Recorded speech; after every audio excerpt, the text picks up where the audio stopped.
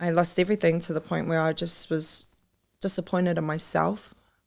And then I finally caved in and thought, oh, I'm going to go to emergency housing. I've never done that before. Never wanted to go there either, because I knew I was always able to get a home, or, you know, didn't have those kind of struggles. And so I went to go and inquire at this emergency housing place in Tauranga, and the guy was like, oh, we don't have anything at the moment, but just come over anyway. So I went over, and he's like, oh, sorry, we don't have a room. And I was like, what the hell did you tell me to come over here?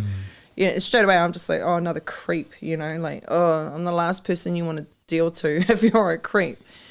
And he's like, no, well, I actually have a rental property. It's a 2-bedroom unit available, but it's just getting renovated at the moment. And I was like, oh, okay, so what are you saying? And it's like, well, I'm happy to give that to you, but it's not ready until 2 weeks. And I was like, well, what kind of renovations? And he's like, oh, I just want to put new carpet in there and just a new bathroom. And I was like, dude, I'll sleep in the garage, you know, like in the carport. And he's like, oh, is it just a catch? And I was like, of course there's a catch. And he's like, it's in Auckland. And I was like, oh, I don't want to move to Auckland. Like, this is the last thing I want to do. Actually, I didn't even think of it. And so, anyway, he pulled out the tenancy paper and he said, look, if you want the house and you really need somewhere to go now, here's the tenancy. I'm happy to give you the house. And I was like, this is a good miracle to come through, because you just don't have that happen these days. And I was like, I need to think about this. And so I jumped in the car, drove, and I said, can I give you a call? Like, you know, and he's like, yeah, cool.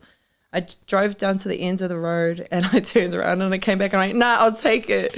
Because any more driving, like, for us, I was like, driving, where are we going, you know? Like, I was like, nah, we'll take it. So here you go. I went back, I paid it, because that was one thing I was doing living in the car bus, was like holding money, you know. So I paid for I've paid the bonds and all of that stuff. And he was like, okay, here's the keys. Now I'll give you the address, and you just go up there, and I'll be up there at the end of the week to make sure the builders have done the da-da-da. And I was like, wait, you're not going to come to Auckland? And he's like, I can. And so it was kind of like a miracle moment with me and my kids, my daughter coming to Auckland, or going to Auckland. And that was my way out. And then, just got to the house, and never lived in a 2-bedroom flat before. I was like humbled as like, oh no.